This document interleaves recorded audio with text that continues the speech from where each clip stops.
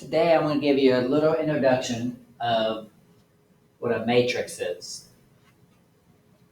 I'm sure you guys heard of the movie Matrix. That's not what we're talking about. A matrix is a rectangular array of numbers written within brackets. I have two examples here. These are examples of what a matrix looks like. Here's one, and over here is one. This is not a matrix, that's the movie. Okay. When you're talking about more than one matrix, you use the word matrices. Okay. Each number in a matrix is called an element of the matrix. For example, matrix A has 6 elements. It's arranged in 2 rows and 3 columns. Rows go left and right, columns go up and down. It's important to know the difference between a row and a column. Okay?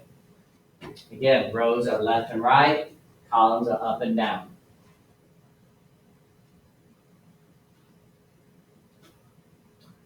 Alright, if a matrix has m rows and n columns, it's called an m by n matrix. The expression m by n is called the size of the matrix. It's also referred to as the dimensions of the matrix. So size and dimensions, we're talking about how many rows and how many columns does that matrix have. Okay, you list the rows first, columns second. You might want to make a note of that. It's always row by columns.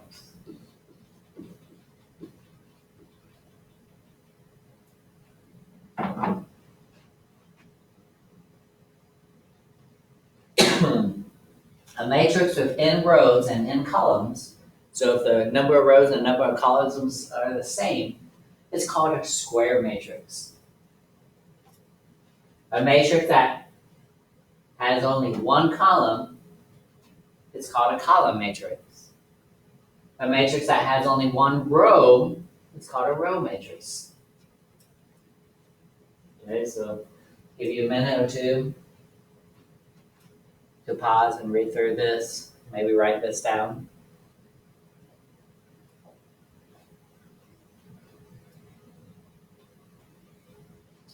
Okay.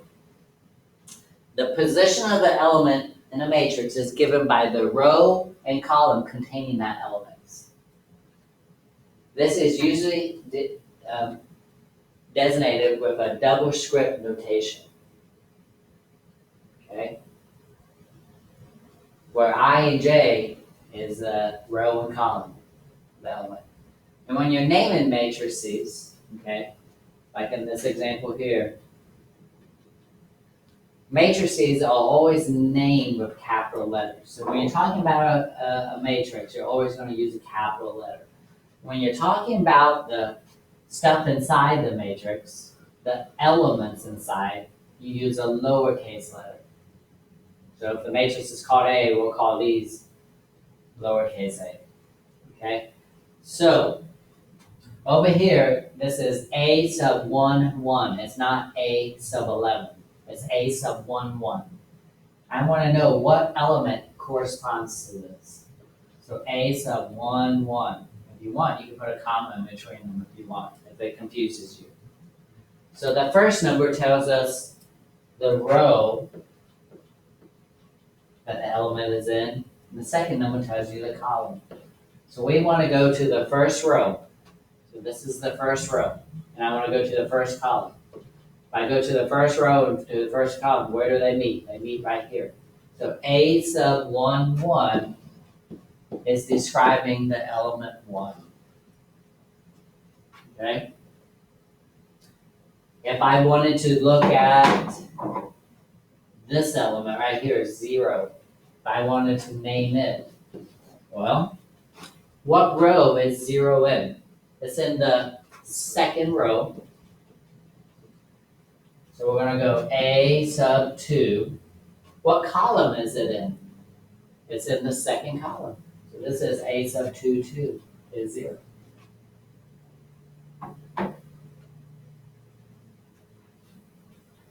Okay, the elements A sub 1, 1, A sub 2, 2, and if we had more rows like A sub 3, 3, and so forth, they make up this thing called the principal diagonal. Okay? The principal diagonal of a matrix consists of all the elements where the row and column is the same number. So like A 1, 1, A 2, 2, A 3, 3, A 4, 4, and so forth. Okay? It's important to know that these elements right here are along this thing called the principal diagonal.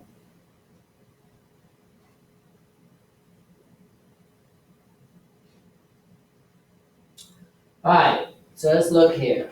One last thing.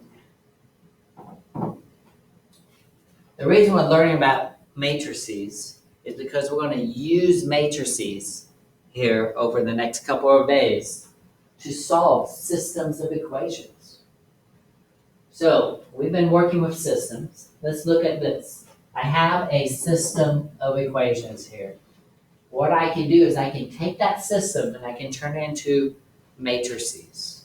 Okay? I can turn it into these three matrices below. This first matrix is formed by using the coefficients of your variables. Okay?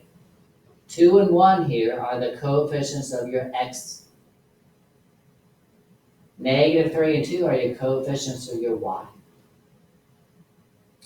And then I can write a matrix using just the constants. So this is called the constant matrix. And then I can combine those two matrices together. And when you do that, that's called an augmented matrix. But the reason this is called an augmented matrix is because of this line right here. When you write an augmented matrix, you draw that line there. We're going to learn more about that later on.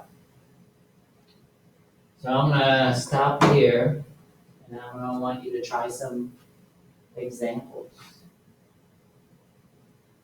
Okay?